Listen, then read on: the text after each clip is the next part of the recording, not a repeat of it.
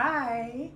So my name is OnJaLee Lachey. I decided to release my own personal story on my podcast channel, All of the Things Podcast.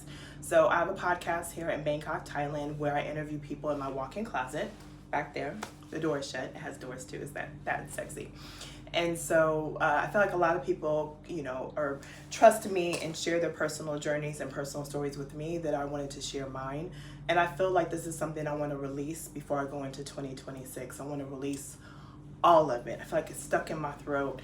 I was silenced for a while, and now I just can't do it anymore. I'm not going to fully get past it unless I keep talking about it. And it's a tricky thing because in the Black community, it was like, oh, keep it to yourself, keep it in the family, don't go around ruin up people's reputation. But also in our community, we can't wait to hear the tea and the gossip and all that stuff too. And it's not about trying to rip someone apart. It's about healing. It's about all these things that are happening in the media now, I feel like are tied to my story in some way. So I keep feeling like I'm regurgitating the memory. Like with this whole Diddy thing that came out, in a way, like I'm just thinking, and yeah, so my mind is rambling, so I don't want to make this super long. So I just want to say the thing and post this without thinking about it, because if I think about it, I won't post it. So October 31st, 2024, I was having dinner with my spouse, and it's just the two of us in our dining room at home, and I heard very clearly, I'm like shaking, like I feel her holding my hand right now. But I heard very clearly my husband's mother, my mother-in-law, who at the time was deceased. I heard her voice very clearly talking to me. And she said, ask him about his aunt. And without a doubt, without a hesitation, I said, hey, your mom just told me to ask you this. And then as I'm saying it, I'm like, what did I just say? Like, what? I'm very confused, and I'm like, how did I say that? How did that happen? She's dead. Like, what? Like, I was just completely like baffled by the whole moment. And as he's responding, I hear her say, don't say anything, just listen. So I'm just like frozen. I'm really frozen at this time because I'm like, what is happening? I feel like chills all over my body, and I really know without a doubt it's her. I feel her. Never met her. She lived in Africa. I never flew to Africa to meet her, but I knew without a doubt she was talking to me. And so, sorry, I'm still shaking just thinking about it. So I said, your mom told me to ask you about your aunt. And his response, I didn't do nothing. Nothing happened. There's nothing going on. And I thought that was weird. Usually when you ask about a relative, like, oh, they just started a new job, or, oh, I haven't talked to them in a while, like it's something normal. This response was weird. And I was just like, okay, but you didn't acknowledge the other weird part that I said your mom told me to ask you. Like, who would not ask that question? What do you mean, my mom? What are you talking about? Never asked me that. And so she's telling me, be quiet, just listen. So I just let the dead air go. And so, which was strange, probably for him to hear me not like follow up with like questions, because I thought that was a weird response. And sorry, my heart is racing. And so he then said, oh yeah, so my aunt was at my brother's house, my brother and sister-in-law's house, and really liked the shower head you got them. And I was like, okay, that's weird. And I was like, I guess I can get her a shower head too, like, okay. I just thought it was so weird because, I'm a gift giver, and I had sent his family gifts a lot over the years, and his brother and sister-in-law were like close to us. We talked to them on a regular basis, and they did speak English as well. And so they were decorating the bathroom, and I was like, oh, I want to decorate it for you. And they were excited. I was sending them pictures. They're like, oh my God, I love this. So I decorate about towels, rugs, curtains. Like, it's kind of a woman's bathroom. It's the wife's bathroom. And I decorated it. Like, I, bought girly type stuff. So I'm thinking for another woman to walk in to this bathroom with all this girly type stuff that's from another culture, because it was American styled, not what they would usually buy in Africa. And she was like, oh, I like the shower head. So I just thought it was kind of random of all the things, not about the centerpiece, I said, not about the bath basket stuff I sent that was on the counter, but just the shower head. So I'm like, okay, I'll send her a shower head too, no biggie. But I've never interacted with this aunt. This aunt was someone he kind of gatekept for me. He would talk to her on the phone, and his tone with this aunt was different. Though he's speaking Wolof, I knew the tones, and I kind of even could tell over the course of 7 years with him who he was talking to by the amount of laughs or the way he talked. I already knew, because I don't know, I just knew. But anytime the aunt called and they were talking in Wolof, it sounded seductive. It sounded strange. I'd always be like, who are you talking to? Because it sounded like it just had this like, it was different. And also the other thing that was different, he never put her on the phone with me whenever she would call. He would never say, hey, you know, it's my aunt OnJaLee says hi, I'm with OnJaLee. He never involved me. And everyone else, from cousins to friends to whatever, he brought me into the conversation like clockwork. Like I always had to say hi, and they would giggle at me saying some words in English. They're like, OnJaLee, I don't understand. Like we had this banter with the whole family, right? It was a thing for those who didn't speak English. So it was weird how the aunt, but I was like, why am I feeling weird about an aunt? It's just, he's got a lot of family got family. I don't know, maybe she just doesn't like me, I don't know. But it just always kind of was different. It was definitely singled out this tone, you know, this vibe about this person compared to everyone else. So, I'm sorry, I'm trying not to shake. So we go to bed, and I just felt like the stillness after that whole moment. Like I felt, I'm sorry, the third thing the mother said was, baby girl, get ready. So it was like, ask him about his aunt, listen, don't say anything, baby girl, get ready. And when I heard the baby girl get ready, I was like, how do I tell him about my experience I'm having with his mother right now? How do I get answers if he's not telling me, but I'm getting a spiritual awakening right now? What do I do? And it's like, I can sit here and press, but he's not going to tell me. And the fact that she's coming from wherever she is, no longer on this plane, to tell me something, I was like, this has got to be big. And so I couldn't sleep. I was on eggshells. I just was like,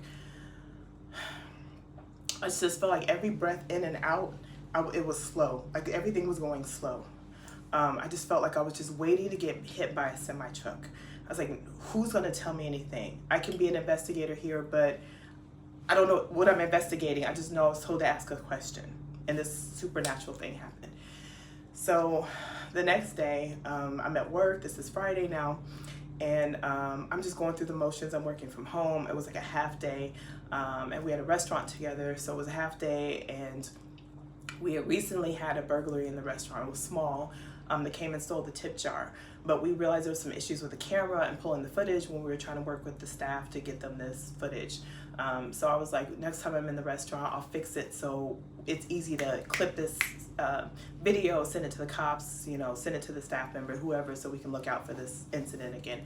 And it was set up, but it disconnected. This is a God thing. Who knew a criminal coming in and steal something would lead to all these things? That's one of the things I'm obsessed with about this story now. So, God, it's funny. So, half day working from home. I go to the restaurant to fix the camera. He's in a really bubbly mood, and I'm just staring at him because I'm still in this like, you won't tell me something's happening. I'm still tripping about how your mom, you know, is around me, and I just can't shake it. And so I start to fix the cameras, and it's tied to an app on his phone. So I'm fixing the cameras, I'm explaining it to him, I'm using his phone to connect it. And I'm telling him, when this scenario happens, we need to take a clip, this is how you do, it's gonna end up in your photos. And so I have his phone, I downloaded the clip, and the first thing I see was a naked woman in the shower massaging herself and giving a show for the camera. I just felt like his mother was calming me down because I didn't react. We had customers. I was like, he was standing right next to me. His reaction was very loud and alarming. Oh my God, what the hell is this? Oh my God, oh my God. And this is a person who's never really been into porn and all this kind of stuff. So this was very strange to see in his phone. And so I just was just numb. I was just numb, and I was just like, his mother told me this. This is what his mother told me. And so I just tell the staff, hey, you know, good night. I just grab my stuff and start headed to the car, and he follows me because I'm like, I don't want to utter another word. I don't want to have another reaction in the restaurant, in the business. And so, sorry. So I'm getting in the car, and he's like just talking. And I'm just numb because I'm just like, I don't know what's happening. This is not the kind of marriage we've ever had. This is not the kind of thing I've ever dealt with you.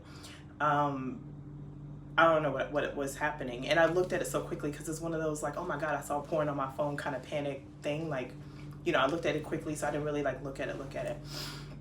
So we get in the car because I'm trying not to make a scene because we're a very public couple. People know us, and I'm trying not to be all, I'm just thinking of his mom. I'm just thinking of his mom and kind of keeping it calm.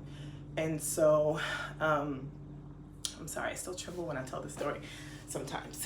So we get in the car, and he's like, that's my aunt. She sends me the stuff. She sent it by mistake. And I was like, no way, this is your aunt? And I'm sitting there like, and I'm still numb. And this is unlike me not to like question, what, I'm just like numb. Like I felt this whole cloud of a hug around me, like just holding me together right now, because I'm just like, I'm about to go on the highway, I'm about to drive. I don't know what I just saw. I'm like in shock. I really was in shock. I was very numb. And so he's like talking, and I was like, okay, if this is your aunt, he was like, say something, because he knows me. I'm a I'm not saying anything because I'm just like in shock. I felt like a dead person your mother warned me from the grave. That's all I could think. That's all I kept thinking was, your mother warned me. And I think that probably helped me from having a medical condition at that time, because my heart was racing and I was trying to breathe, but all I could think was focus on her. Like her in my head was just keeping me as calm as I could be, right? Because this was very weird and alarming and strange. And so I was like, if this is your aunt, I want you to call your sister-in-law. I want her to verify this is your aunt, because I don't know if this is someone that lives in Chicago. I don't know if this is a customer. I don't know this. I'm looking at a new person. I can't tell anything, and I've never met this person. And I looked at it briefly. So in the car, to like a 15-minute drive home, he's calling his sister-in-law, because I want a woman who I trust. If someone who is in another country or knows this person would say, you know, who this person is. So he's telling her in Warloff, you know, frantically what happened, and my aunt is always sending me stuff. And the sister-in-law is like, yeah, she's kind of crazy. She would do something like that, but it probably was an accident. You know, WhatsApp, if you send something WhatsApp, it automatically saves it in your photos. So I'm just like, okay. And I'm just still like numb and trying to get home. And so I was like, don't delete it. I want to look at it when we get home. Like I didn't want to look at pornography on his phone. I wanted to make sure I was home and, you know, I could actually see what I was looking at. And so that 15 minutes was super fast, and we park in the garage, and it was another moment. Like I felt like spirits were around me, because it's like his tone was different. He looked different when he said it, and my heart just stopped like for a minute. It was just like, you're not mad at me, are you? I just want to make sure you're not mad at me. And he's never said those words to me before, and it was just like, I don't even know what's going on. But the fact that like you're not explaining anything really, and that's the first thing you say, and no connection to what happened yesterday to this situation. So I'm just like, something's wrong. Something's really wrong here. And so we walk into the house, and I sit down in one of our singular chairs, and we have like couch sets. So it's the single seat. We have a 2-seater, 1-seater, and the 4-seater. And so I sit in the 1 seat, and he sits on the arm next to me as I'm looking at his phone. That was strange. I was like, you never sit, even, you know, when we hang out or had company, you never sit on at the edge of the armchair of the couch of a, you know, chair. It was like a strange feeling. And then like, if I just saw your relative nude, if you just saw your relative nude, why would you want to hover over my shoulder to see her naked again? Like, why would you want to see this, you know? So it made me know that he was very protective about whatever I did in this phone, which was very strange. It was very intense, like on me, like on my face. And I was like, can you please go sit over here? Like, one, this is already disturbing enough, but like, why are you on top of me as I look? Like, it's weird. I don't want to look at this with you. This is one of your family members. And so I look at it, and first thing I noticed, thought I was looking at myself. We looked so identical. That scared the shit out of me. I'm really looking at her. I was like, I almost thought I was looking at myself. We looked so identical. Not the blonde hair, but everything else. And then she had on one piece of jewelry on. It was a big ring. It was a big turquoise ring. She had just sent him the same ring, and he was wearing it. She sent it to him as a birthday gift. Now, there's another weird thing. He does not wear jewelry. I've never bought him jewelry. Jewelry's like not his thing. He's kind of like no jewelry person. I remember sitting with him when he got this gift. One, it was weird to get a gift from someone who I haven't heard about. Like, this aunt kind of came out the blue. But she sent very nice gifts, very nice clothes, custom-made clothes, and this ring. And he just couldn't wait to put it on his finger, and it was massive. It was bigger than this ring. And it just seemed so unlike his style or whatever. So I was like, okay, you know, excited, your family member, maybe you're reconnecting with someone you haven't talked to. You know, families do family things, I get it. And so I didn't think of it, but he was just like, oh, wait, this ring, my aunt. Like, every time I was at the restaurant around other people, he was bragging about the ring, and it was so massive, you could not talk about it. It was so massive and different for him. You could not talk about it. So they had on the same ring. The exact same ring she had on, naked, rubbing all her things. This big, massive turquoise ring he had on his finger. And she looked like me. So I'm trying to remain calm and just like, okay, get all the facts before you assume OnJaLee. But still, how is this your aunt? And your mother-in-law told you something ain't right about this aunt. Her baby sister. My mother-in-law's baby sister. And so I started going through deleted pictures. He doesn't know technology well. And I looked at the deleted, and there was more. This had been going on for a while. So everything was sexual. And it just kind of lined up for how when she popped up, then she sent this big box of gifts, and then she was talking to him on the phone like 2 or 3 times a week in front of me. I don't know what he did when I was around, but 2 or 3 times a week. Maybe twice a week, I would hear him talking to her. So it's just like, who is this person? I'm like, is this aunt code word for other wife or another girlfriend, or, you know, I don't know. I don't know what I don't know. I'm thinking of all the things. And so I'm sitting across from him, and I'm just like, OnJaLee, breathe. And he's like frantic because I'm the most quiet I've probably ever been, because I'm not a quiet woman. I talk. And I was like, Dom, tell me the truth. Just please tell me the truth. He's like, this has been going on a while now. I've been telling her to stop. And he just starts talking, and I just took off. Because I'm like, we're not talking about a friend of mine, a person around that I know, a customer or something. We're talking about your relative. So it just started sinking where I feel like I'm about to just throw up. And I just took off. I went into the closet, grabbed my luggage, and just because I was starting to see red, I was just like, I felt like I was about to have a heart attack. I couldn't see. I was just, I don't know, when he said going on for a while now, I just checked out. And so I'm like having a panic attack. I'm having a real panic attack. And so I leave my luggage in the kitchen. He sits in the kitchen, and I'm running from the back of the house to the front of the house, putting stuff in the luggage. And then it went from, you're the reason why I did this. It's your fault. And I was like, how is this my fault? And it was like, she takes care of me better than you can. It's like every time I ask a question to one of his statements, the rebuttal was more insulting to me. Here I'm the victim in all this. Like, unbeknownst to me, I've been such a loyal wife, busted my ass. He acquired a restaurant. I told him, if you get this restaurant, you have to do all these things that all the people did before, you know, above you, the CEO, the CFO, all the GMs. This is you. You're everybody.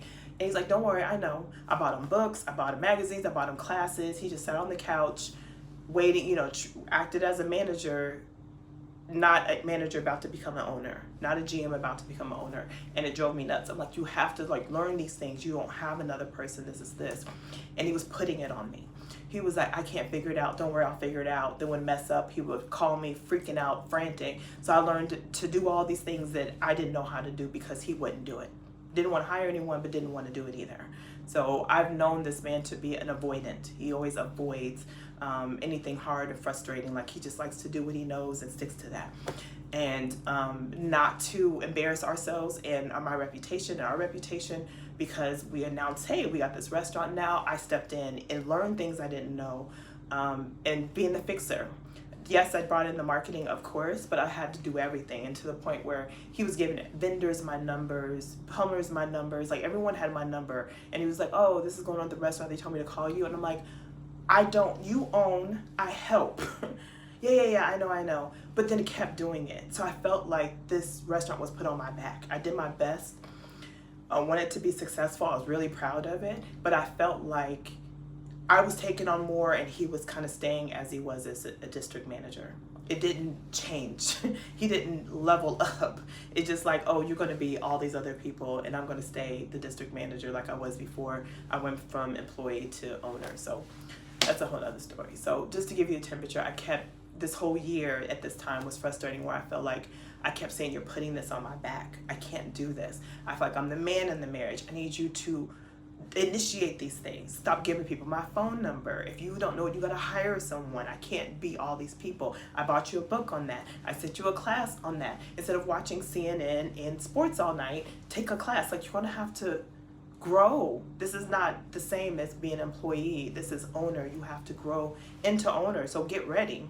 He didn't get ready and then passed it all to me. And it would bait me by bragging about me all the time. Oh, I love my wife. I love my wife. My wife, to where I rolled my eyes at a point, because I was just like, people are like, oh yeah, he's always bragging about his wife. I'm like, yeah, I'm his, fixer. I'm the fixer. I'm the, I got to do it because he won't person. And I've been vocal for that for a whole year, and it was like killing me. I ran to Tulum because I was like thinking I was going to leave him, because I'm like, I'm so stressed. I have a full-time job and I'm helping you. I just wanted to do the marketing, and that was a lot because it was complicated. It went from a corporate chain to one location in Chicago, but there's 2 other locations. It was a lot of complexities. I did a lot. That was a lot. Working with influencers, doing content, photographing the whole menu. I was curating new dishes. I was arguing with him all the time. Everything he complained about something, I was like, here's a solution. I don't want to do that. Like, we had a problem with the POS system. I don't want to do that. But call me freaking out. I can't take any credit cards. Just going off, cussing at the employees and all this stuff. And I'm like, Dom, I researched 4 options for you. Pick one. No, I'm not going to do that because it's going to shut down the restaurant. Then the system will crash again. No, I'm going to do that. So we were always fighting about, you're asking me for help. You're complaining about something. I figure it out for you, but you won't take it. But you want to keep dumping the problem on me. I keep presenting the solution, but you won't take it. So this goes on. This has been our whole marriage. Like, always, I had a problem with this. Okay, we'll do this. No.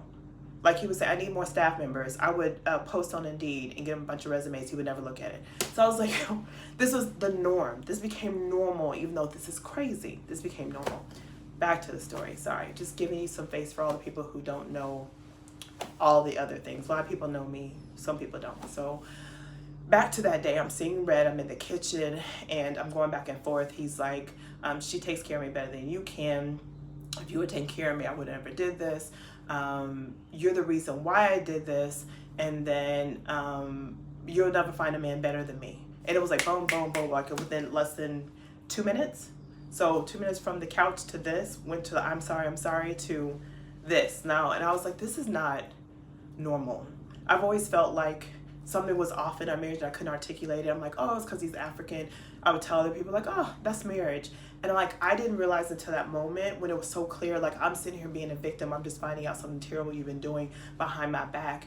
You don't give me a second to process it. You start attacking me. And I didn't know until that moment, without a doubt, that this is narcissism. And this is what I've been dealing with my whole marriage. So everything was always my fault. If he was grumpy all day, it's because I came to bed late, I woke him up, and now he couldn't sleep because he was tossing and turning. So it was my fault that he was grumpy at work because I interrupted his sleep by coming into bed late, even though after doing my job and my business, OnJaLee, and working on the restaurant, he had me working till 3 a.m. because I had so much stuff to do and follow up with emails and stuff. So it's like, everything was my fault all the time, but it was always like the way he said it, to where I'm like, okay, I'm sorry, I didn't mean this. And now I realize this man had conditioned me he brainwashed me. But in this moment, it was like, ain't no way in hell this is my fault. And I said that. I went and grabbed his mother's picture from the nightstand and put it in his face. I'm like, say that to your mother. say that to your mother, thinking this would calm him down and make him just stop talking to me, because I'm seeing red. I'm in the kitchen. I was like, the knives are right there. The knives are right there. Like, I'm petrified at this point. I'm just like, what are you telling me? And the Mendez story just came out on Netflix, and I bookmarked it, watched half an episode, something about that. I'm like, what am I involved in? And this woman looks like me, and you're telling me this is my fault. What is happening? So I left. I went to go stay in an Airbnb and cleared my thoughts and cried a lot. And it was crazy.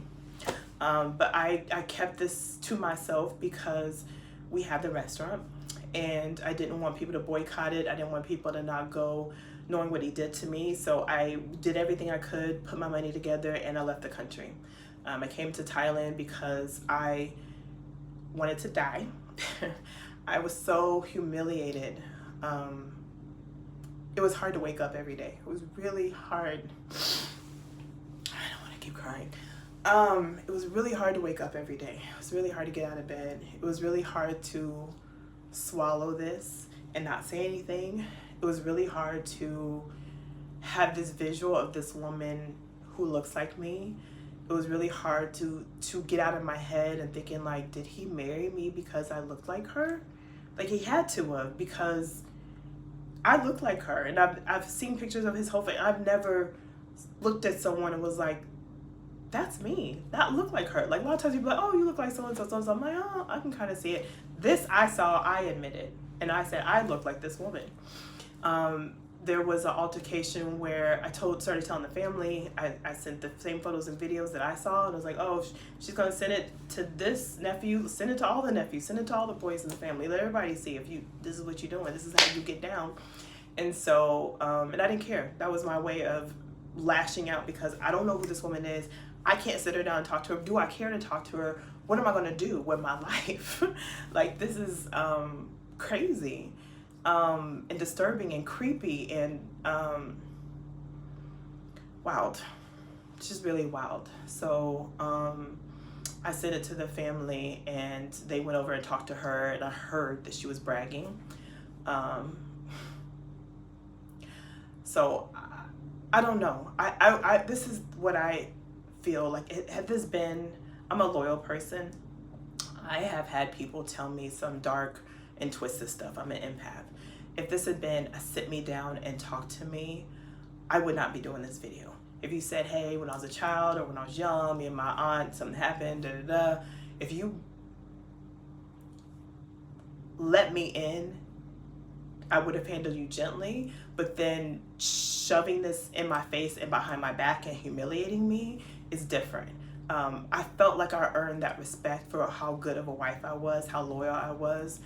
It was very common for me to work till 3 a.m. working on his ideas. He was like, oh, I'm going to go look at this space. I want to start another restaurant. I'm like, we could barely pay the rent for the first one. But I'm still like putting things together, working on a presentation, putting other, videos together and stuff just in case. And like that led to like work, getting home at 5, 6 o'clock, and then barely eating while I'm sitting on the couch working on his stuff till 3 in the morning. Sometimes I'm at running errands and then dropping off groceries at this restaurant, or sometimes getting up, taking him to work, dropping off the groceries because he had too much stuff. He would take the bus, and then come home, take a shower, and then head to work. Like literally, I don't know how dedicated I could have been. I used every resource I had. I put my ass into his dreams. I don't know where more I could have done. I took him from $1,500 sales days to $4,000 days. I was curating the menu. I was taking pictures of the dishes. I was working with vendors. I was getting the samples sent to us.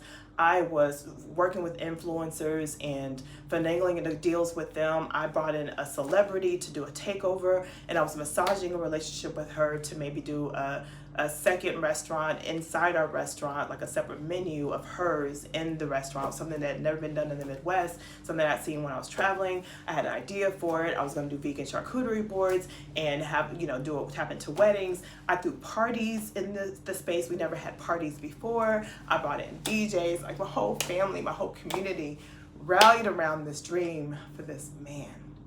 And this man could humiliate me. And our courtship started with humiliation, and I said, if you humiliate me again, I'm just done. Just sit me down and just talk to me. Let me find out before everyone else does.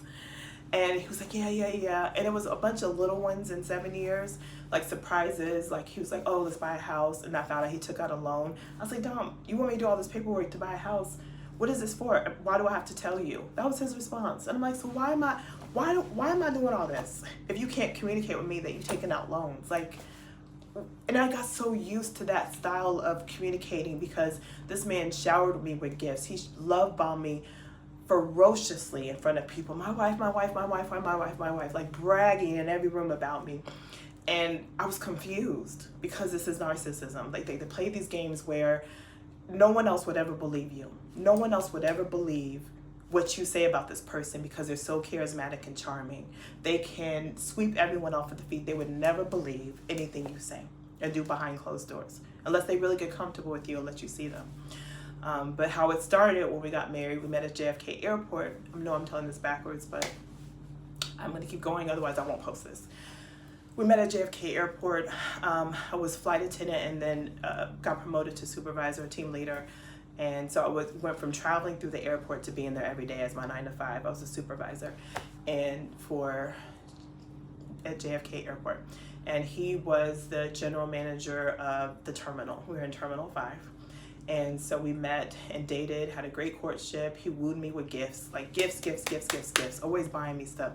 And that was something different, but he just flooded me with gifts.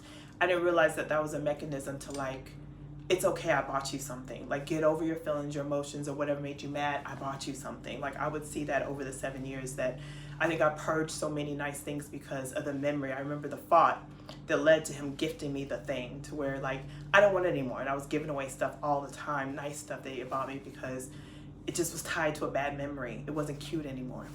But anyway, the courtship was nice. We traveled. We were like the it couple at the airport.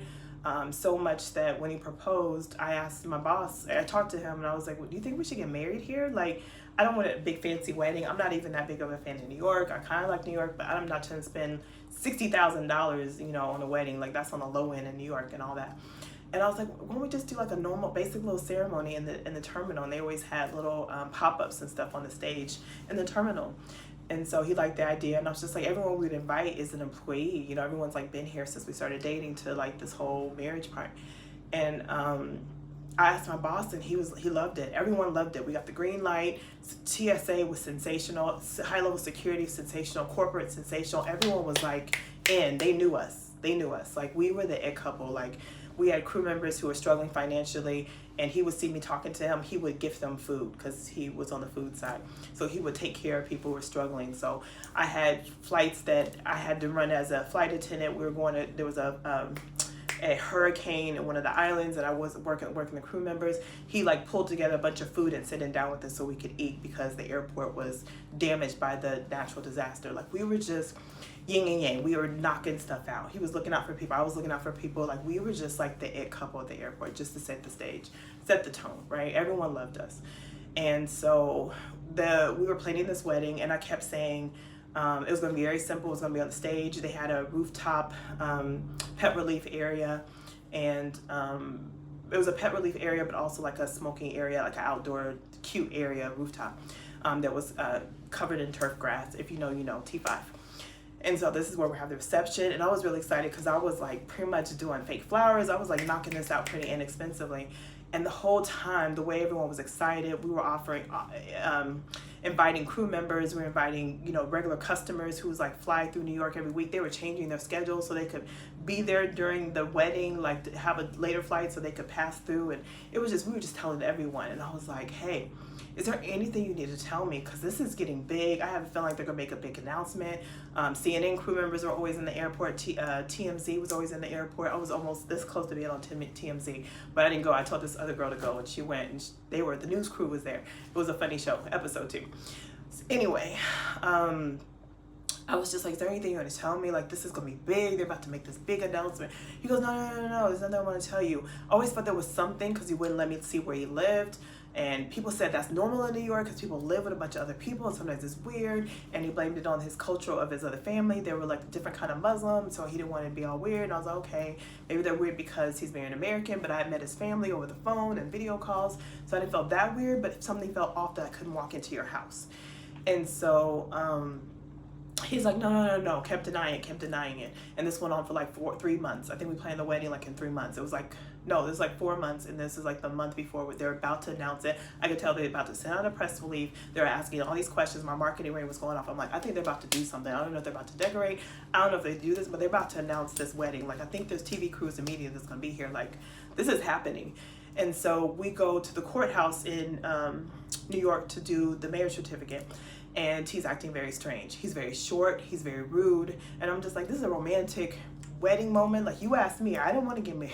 I was happy flying and traveling, being free. Had friends all over the world. I just thought I wasn't that girl to be married. I really didn't think I'd be the woman to be married. This man from day one, I want to marry you. I want to marry you. I want to marry you. So I was like, I could see that. Like, I like you, and I think everybody has their problems, but it seemed like we worked, right? And the airport, all the craziness of the airport was a distraction to problems I should have seen.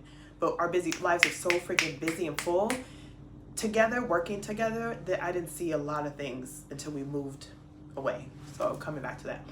So anyway, we're at the courthouse, and he's very short, very nasty with me.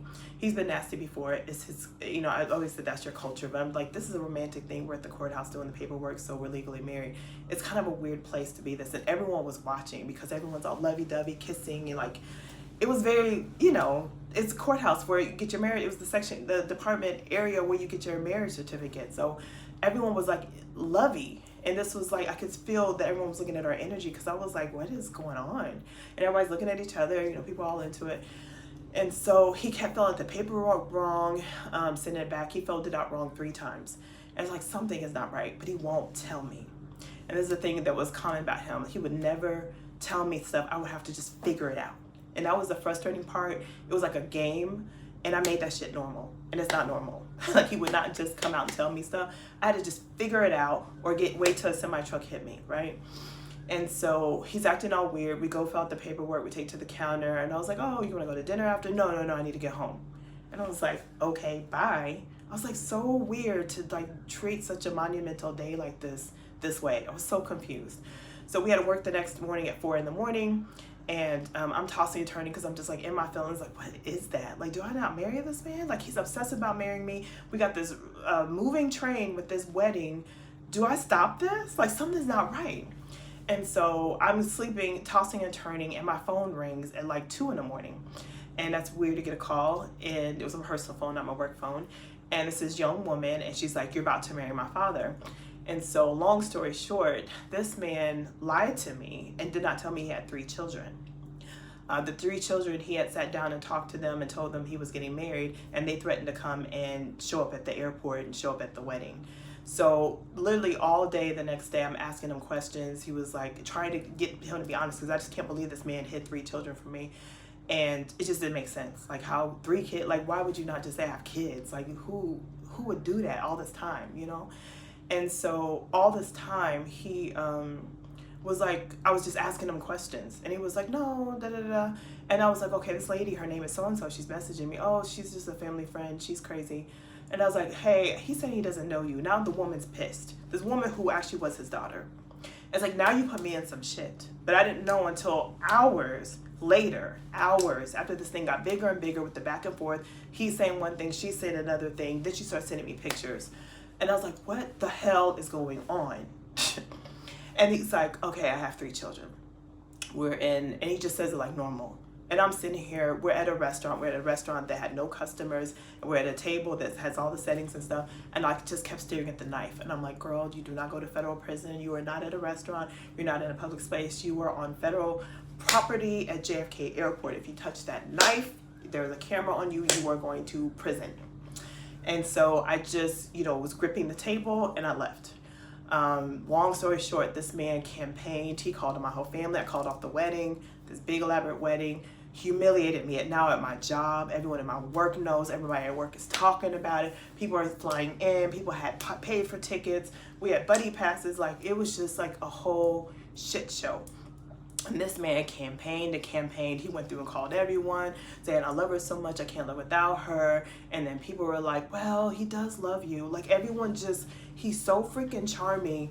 Everyone just kind of went over it like, oh, well, he loves you. He made a mistake. And maybe he thought you wouldn't like children. Like, but y'all so cute together. Like, the same thing. They just negated, like, what really happened. And I'm sitting there like, now I'm confused. Am I overreacting that this is crazy? Like, everybody around me was just like, oh, but he loves you. And I had quit my job. I flew to Chicago just to get away. I took a couple days off. I had to tell my boss, so humiliating. We're a black couple. We got to bring some black couple drama to a beautiful experience about to be married at the airport. We probably ruined it for everybody else, whoever could ever want to get married at the airport. And we black, like, we got to be, like, this is so messy and big. And everybody knows now at my job. So I flew to Chicago and I just took my savings and I signed a lease. And then I flew back and quit my job because it was just too hard. It was too hard trying to discipline someone. It was hard to get on the plane and doing my safety checks. It was hard walking around the airport running to an IROP situation, a medical, because everyone was talking about it everywhere I went. Everyone was looking at me. People were crying. People were going up to him and yelling at him. It was too much. And this is not a normal job. This is the airport. We got pilots, flight attendants, security, restaurant staff. Everyone knew. It was huge. And so I just need to get away. Same thing. And I always felt like if you forgive this man, it's going to end how it started. And all I could remember was, even though I was so hurt and humiliated by him, all I missed was my best friend, because he was like the only man I ever dated who infiltrated himself in my life completely. He knew all my family. He called them without me asking. He knew all my friends. He called them without me asking. He showered me with gifts. He paid for a lot of my bills. I had never had that in a man. So I was like bamboozled by him. I fell for it and just was like, okay, you know, they're not living with us. They're older. I was looking at the pros and cons and I forgave him. It was hard because I just always felt like, you're going to do it again. Like, how could you not respect me enough to do this, to like just pull me aside, especially when they're about to come? Like, we had a public wedding. Like, how could you let something get this far and not say something? So that trait would repeat itself throughout our whole marriage. And I just got so used to it because I don't want to tell my friends, I don't want to tell my family they did it again, but it was in a minute area. And there was so many cons. Like, we had so much fun together. He supported all my business ventures and all the things I did, to where it was confusing. I put up with it. So I don't know. In conclusion, I guess I'm saying that I came to Thailand to save my life because I had to break the cycle. I was brainwashed. I knew something was off, but I couldn't articulate, and I couldn't pull myself away from this relationship. It was too ingrained in me. And I knew I had to go all the way away because this was something crazy that I had to step all the way away from, not hear his voice, not look at his face, not be in the same city where the memories and the friends taking pictures of us and stopping us and talking to us. I needed to get away. And this whole time in Thailand, I've been healing. Like, I realized I had no boundaries. I let people do whatever, however. I had no boundaries because I love to please people. I love making people happy. I'm adopted, and when I was young, I was passed around from house to house to babysit, to clean, to assemble furniture, to work on projects. Like, I was the helper. I was the family helper, to take care of animals, take care of the other foster kids, change diapers.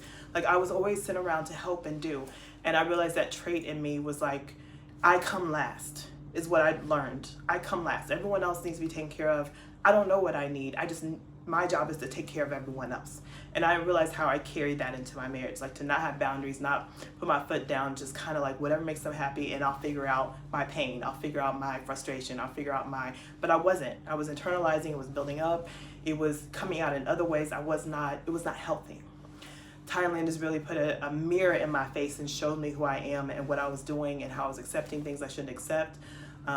It's just a huge awakening, and it really saved my life because that was probably the most depressed I ever been. It took like 3-4 months for me to even really come out the house here because I was just so ashamed. I was so ashamed that I didn't know. I was ashamed that I was ashamed that this person was also great to me and terrible to me at the same time, and I was confused. And I was just studying narcissism and like how good they are at like not making you believe it's true, making you believe you're overreacting, making you believe it's not as serious as it is. It's something small, you need to get over it. just all the things he was so good at, and all the arguments we had where he's just telling me basically it's my fault. No matter what it is, it's my fault. I'm the reason he did it in some way. And I'm thinking maybe it is. And then it's not convincing that it wasn't. It's just this ongoing cycle that just messes with your brain. I realized I had a lot of memory loss, and that's a common thing too. But I'm grateful. I'm grateful that I got out. I'm grateful that his mother saved my life. I'm grateful that I felt her around me even after that day. I'm grateful that I had the means to get to Thailand, like pulled some money together quick and got here. And I'm grateful how Thailand people have protected me, the relationships I had with people. I'm grateful how I've met people with very, very, very similar stories, and people have inboxed me without me even sharing my story fully.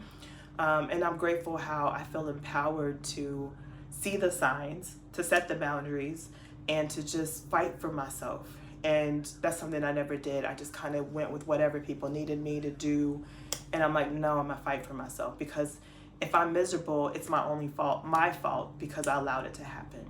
So I'm just grateful for all the things I've learned from it. I just don't want to take this into 2026. I'm going back. I don't know by the time I post this, I don't know if I'll been back, but I'm going back to pack up and get rid of all of my things. I don't want to put that burden on anyone, my friend or anybody. It's heartbreaking that the restaurant is now closed, but I feel like it also gave me the freedom to like, now I can talk and I don't have to, cover my mouth and not express how I feel, because I'm not protecting a brand and a legacy. It's not my fault. If that mattered, he should have thought of that before he did all these things. Why does it matter more to me than it does to him? I don't know if he was assaulted and this is how this happened. I don't know if I don't know how it happened. I asked questions, I never got answers, but I know it's not normal for someone in their 60s to start having this kind of conversation with a relative unless something happened. You don't just do that. You don't just start conversations like this. It's just too many red flags. She looks like me. The jewelry, she looks like me. I look like her, I guess, because she came before I did. I look like her. Yeah. So I will keep you guys updated on my progress. I will document my trip to Chicago, where I give away my whole life, which is a lot of stuff, a lot of stuff. But I just want to come in here and share and save someone. I just feel like it's been in my throat to speak up, like you've got to get it out. And I'm just really happy about the transformation and all the aha moments. Like I'm still getting aha moments about my childhood, about, where I went wrong, the things I missed, the things I compromised. I made friends here in Thailand, and quickly, if I saw something similar to my marriage in their personality, I was like, yeah, I can't be friends with you. And normal me would be like, oh, that's just so-and-so. And I've cut them out quick, and that's something I've never done before in my life. I never cut people out quick, and I'm cutting people out quick. Like if it doesn't feel right, if I'm uncomfortable when I talk to you, if I feel like I'm dragging my feet to answer the phone when you call, I'm ending those conversations and those relationships, and that's the kind of boundary I never had before. So I'm grateful for this next chapter. I know I'm not done yet. I'm excited. I'm mentally clear now. I'm happy. I'm so happy. It's hard not to be happy in Thailand. But I'm just grateful that his deceased mother, my deceased mother-in-law saved my life. I think that's the hashtag. Deceased mother saved my life. But I'm just grateful that I have this spiritual relationship now. I've had sprinkles of it in my life. Who knows where this is going?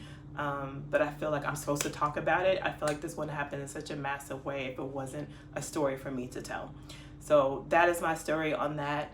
I don't know if I'll talk about it anymore. This is it. I'll probably just send people the video if they got questions, but it's in my past now. It happened over a year ago now. I don't get as emotional. I used to shiver every time I thought about it or talk about it, but I just want to move on. I just want to travel lighter and into the next chapter of my life, like as a baddie, because I'm armed with better tools. I'm meditating now. I'm just not going to do this anymore. This will not be my story. So thank you for listening. If you listened all the way through to the end, and I hope it made sense. I just wanted this in one cut and not even listen to it and just post it, because I might second guess it, but I really wanted to share my story because so many people have been so vulnerable in sharing with me.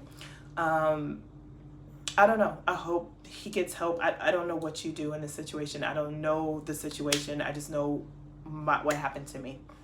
And that's all I can say. And I have no vengeance. I have no anger. I just want peace in my life. I want to close off these doors so I can move on. And like, yeah, you can tell you this crazy story about me. Like when I'm 80, 90 years old, I'm gonna have some crazy stories. That's what I'm looking forward to. Not looking forward to, but like, that's the kind of lady I want to be with, like all these stories, all these things.